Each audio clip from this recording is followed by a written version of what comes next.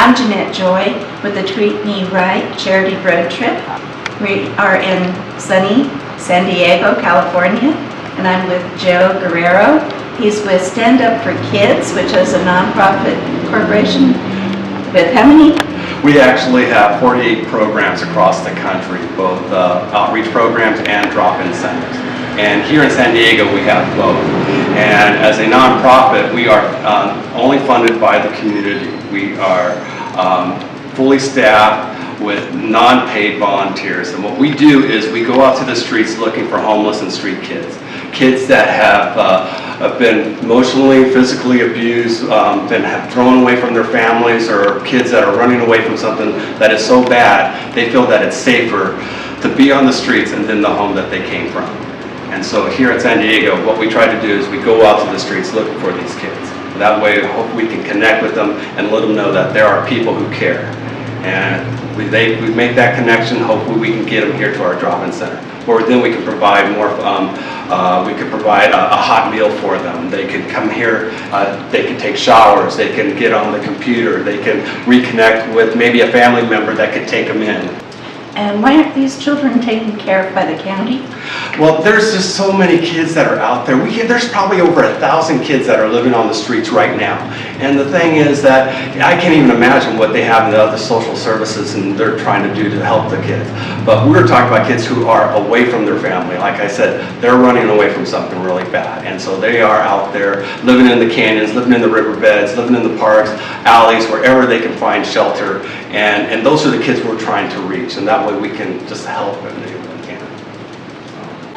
And how old are the children that you service here? Well, we average probably, right now we have teenagers, but a lot of these teenagers have been on the streets before they were 18. That's one of our requirements. We've helped kids as young as 14 and as up to age 22. So what we do is that every kid that comes in here has to do an intake, because we want to make sure that we are targeting the at-risk youth, the kids that have been on the streets before they turned 18.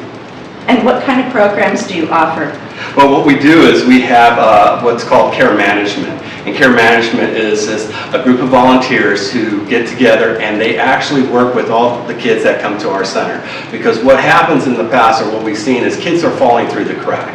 And when they fall through the crack, guess where they end up? On the street. So care management basically takes a kid and say, hey, what do you want to do? Well, how can we help you? And we will be looking at their education, maybe looking for work, or again, like I said, sending a kid back home. Also, we provide apartment support. One of our key features is a kid has made advances into getting a job or into school. Then they're at a point where maybe they can get their own room and share with others. We want to help them with that transition.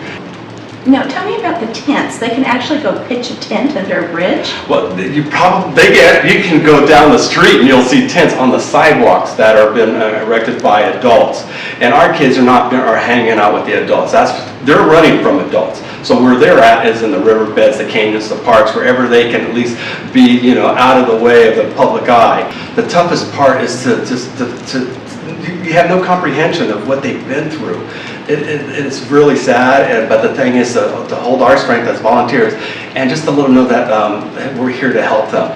Well, I certainly want to thank you very much for everything that you're doing, and I think this is a great organization, Stand Up for Kids, and I invite everyone to go to your local Stand Up for Kids, go to their website, standupforkids.org, and give from your heart to help take care of these children. It's an investment in our future.